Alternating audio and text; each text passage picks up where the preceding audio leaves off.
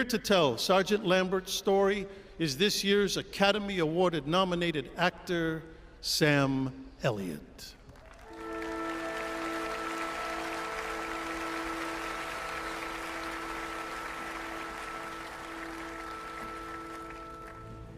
We were headed to Omaha Beach, and I was glad.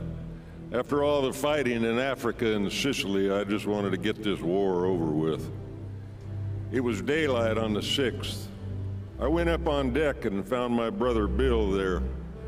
We talked about our chances and what our parents would think. About 6 a.m., the signal came to go to stations. My brother and I promised whoever survived would take care of the other's family.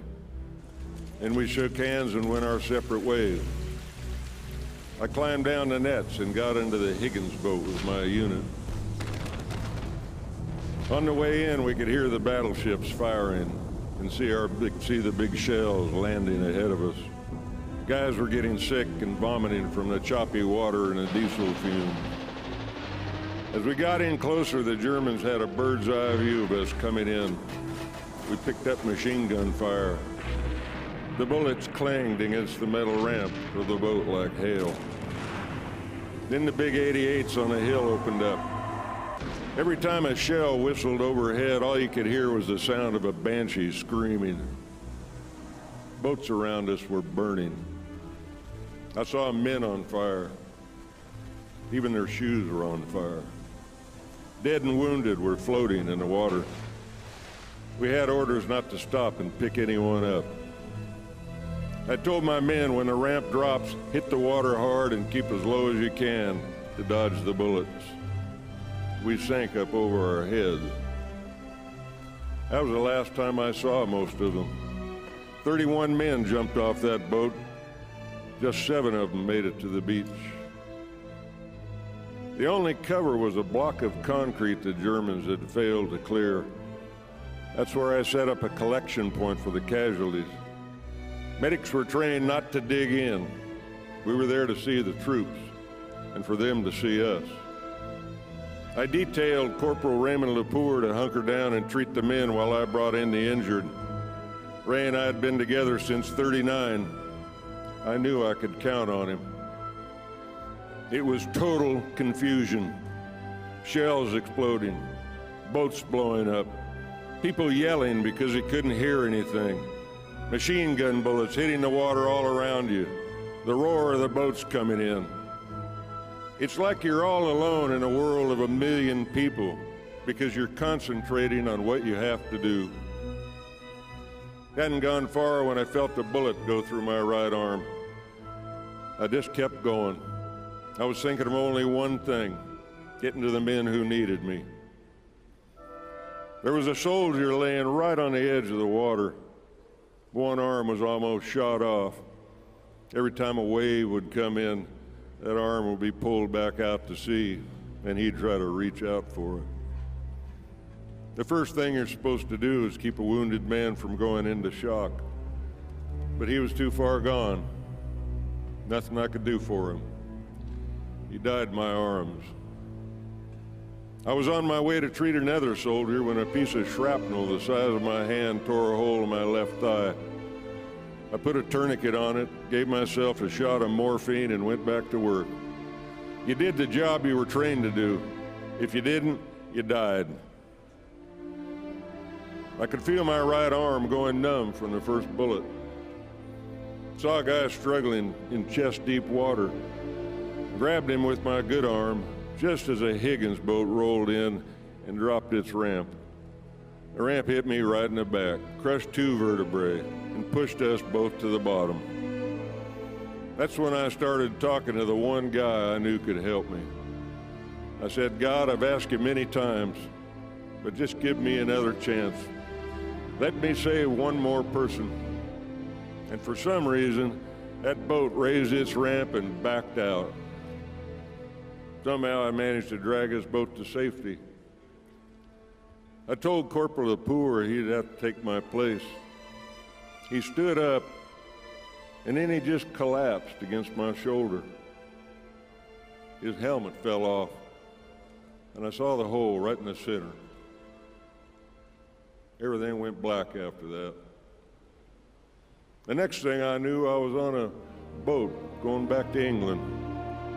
A Navy doctor looked at my dog tags and he told me, "We have another Lambert here."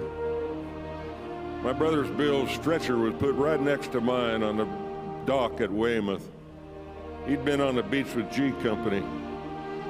We went to the hospital in the same ambulance. When I woke up, he was on the cot next to me. He looked over and said, "What are you doing here?"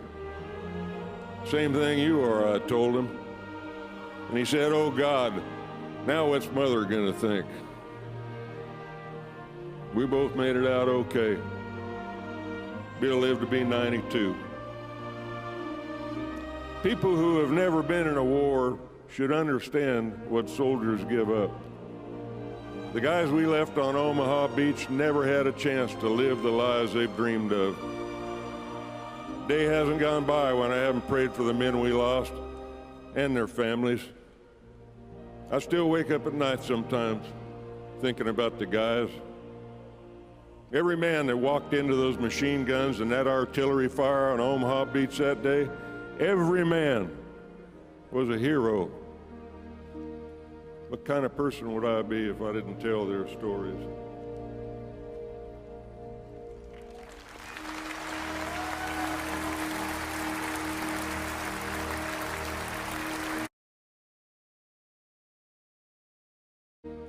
What kind of person would I be if I didn't tell their stories?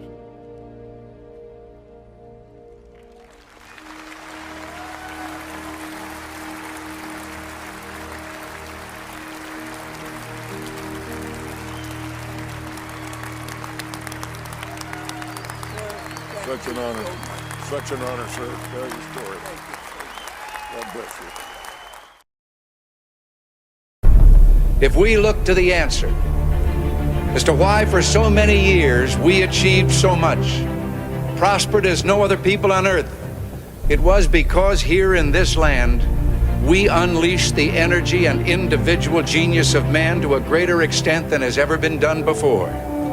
Freedom and the dignity of the individual have been more available and assured here than in any other place on earth. The price for this freedom at times has been high, but we have never been unwilling to pay that price. Those who say that we're in a time when there are no heroes, they just don't know where to look. The sloping hills of Arlington National Cemetery, with its row upon row of simple white markers bearing crosses or stars of David, they add up to only a tiny fraction of the price that has been paid for our freedom. Each one of those markers is a monument to the kind of hero I spoke of earlier. Their lives ended in places called Belleau Wood, the Argonne, Omaha Beach, Salerno, and halfway around the world on Guadalcanal, Tarawa, Pork Chop Hill, the Chosin Reservoir, and in 100 rice paddies and jungles of a place called Vietnam. Under one such marker lies a young man, Martin Treptow, who left his job in a small-town barber shop in 1917 to go to France with the famed Rainbow Division. There on the Western Front, he was killed trying to carry a message between battalions under heavy artillery fire.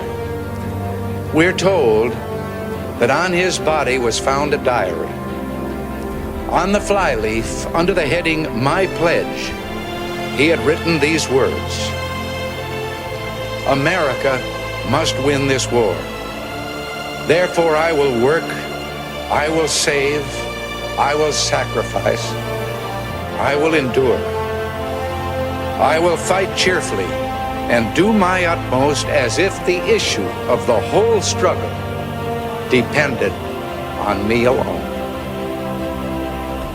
We must realize that no arsenal or no weapon in the arsenals of the world is so formidable as the will and moral courage of free men and women.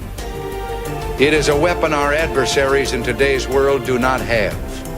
It is a weapon that we as Americans do have. Let that be understood by those who practice terrorism and prey upon their neighbors. As for the enemies of freedom, those who are potential adversaries, they will be reminded that peace is the highest aspiration of the American people. We will negotiate for it, sacrifice for it. We will not surrender for it now or ever. We are Americans.